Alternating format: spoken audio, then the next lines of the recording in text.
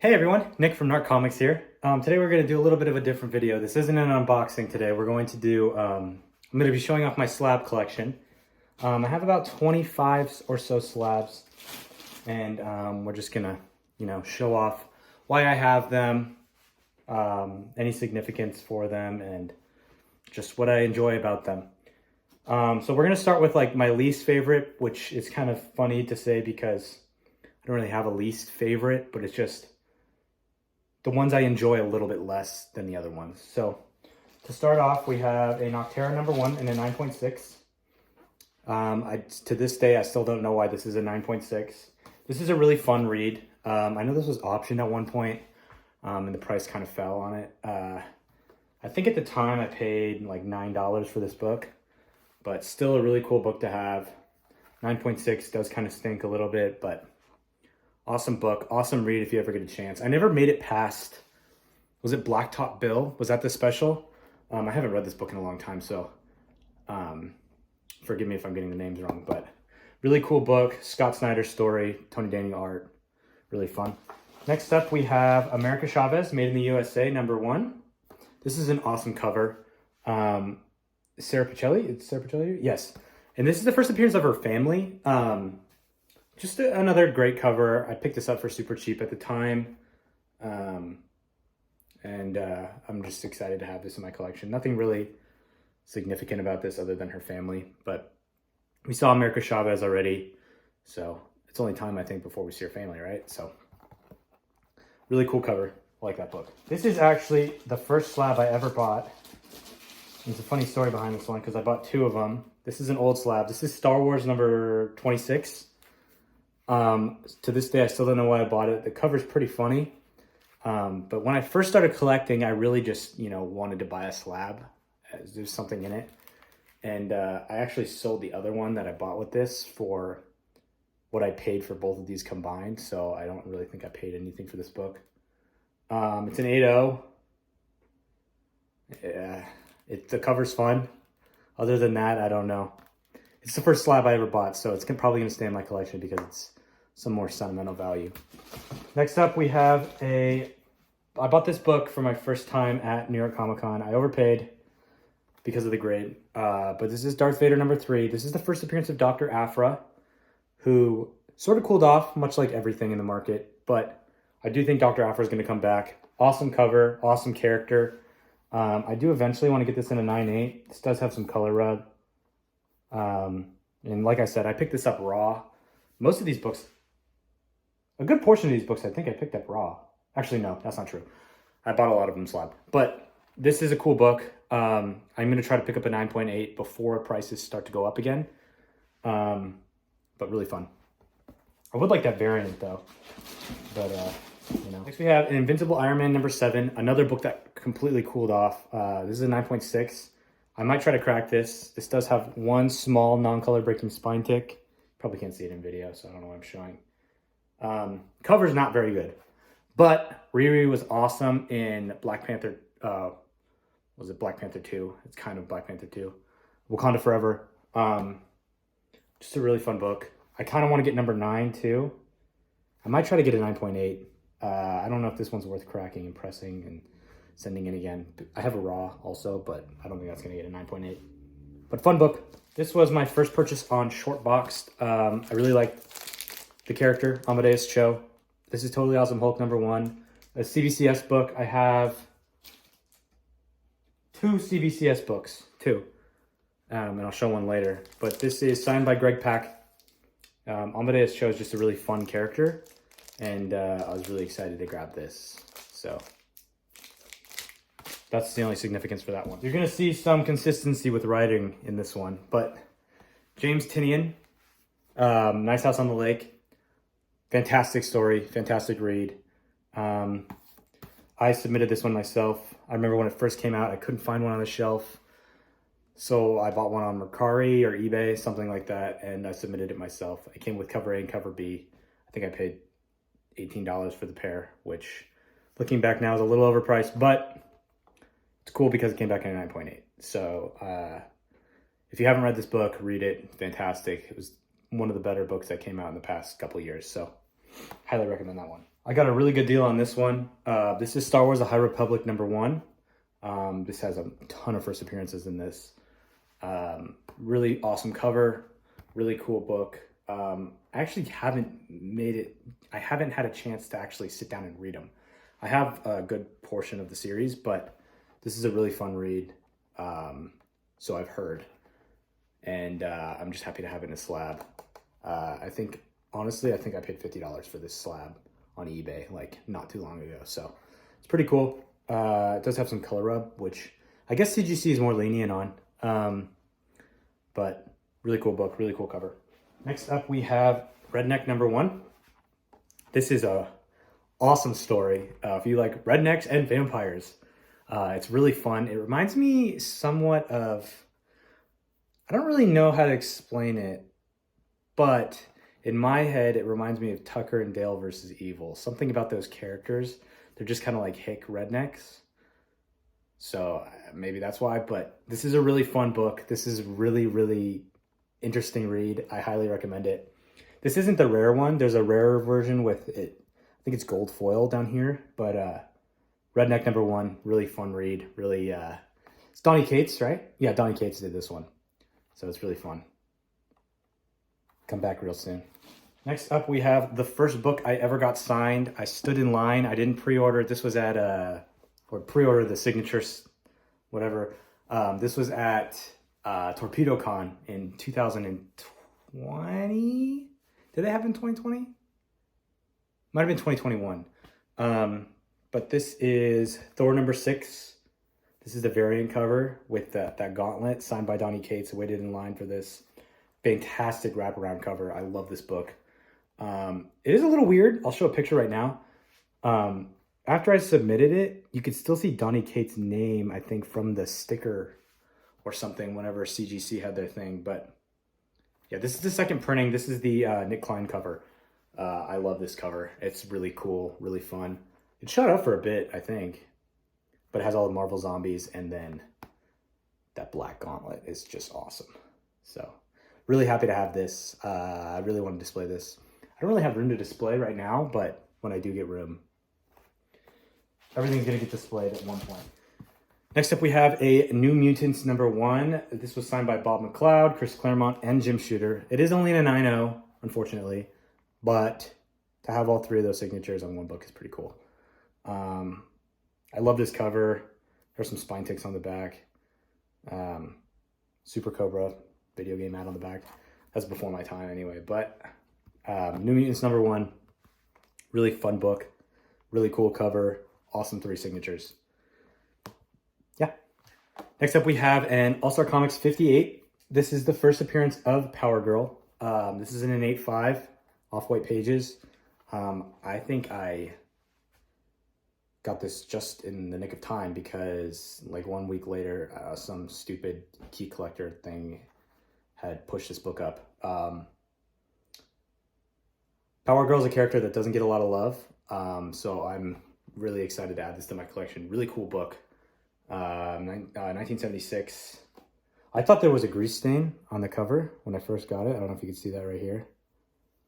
So I was worried, but apparently shadows. So it freaked me out a little bit. But really cool book. All-Star Comics #58. All right, these next 2 books, both Tinian, both toss-up for my, I think, one of, if not my favorite indie series that I've ever read. So first up, we have Wind #1. Really cute, really fun story. This is actually a really thick slab. I don't know why I got such a thick slab for this. Wind *1 in a 9.8. Really, really fun story. Really cute. It's about a character who just has supernatural abilities. And he has to kind of hide them from the world.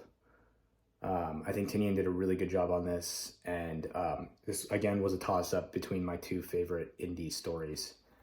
So I'm glad to have this slabbed. This is staying in my personal collection.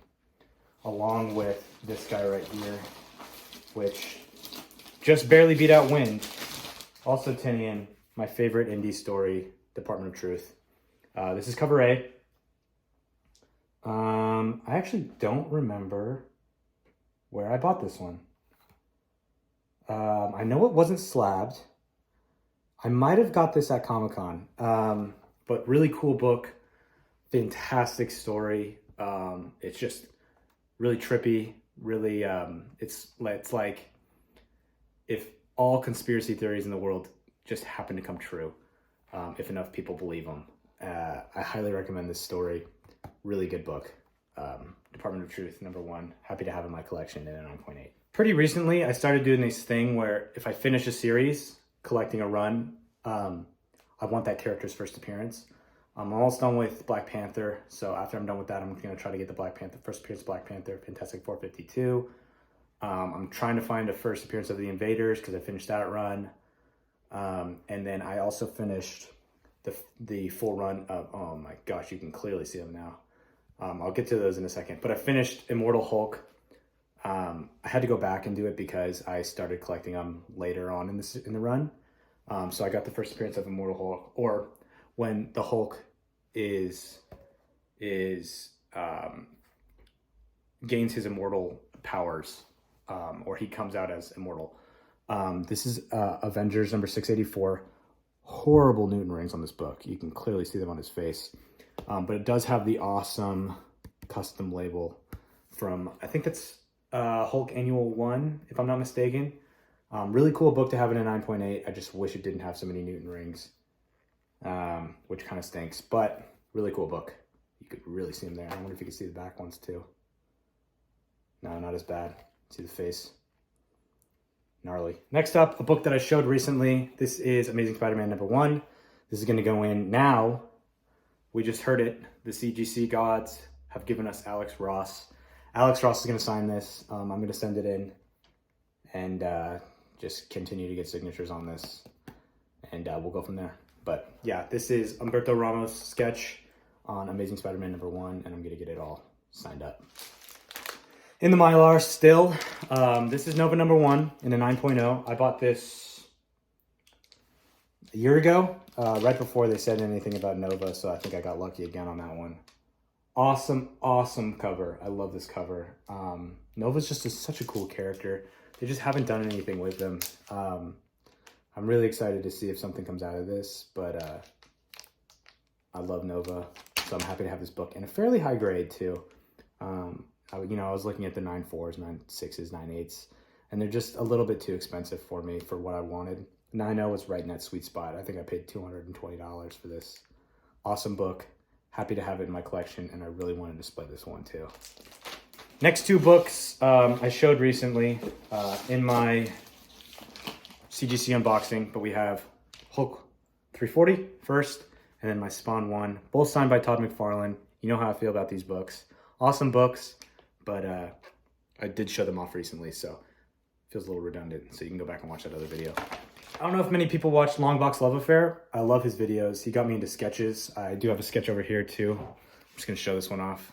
This is a Batman Beyond sketch. Eddie D'Angelini. I picked this up from my shop, but fantastic sketch. This relates to another book that I showed off before, but this is a Walking Dead #109, sketched by Anthony Castrillo.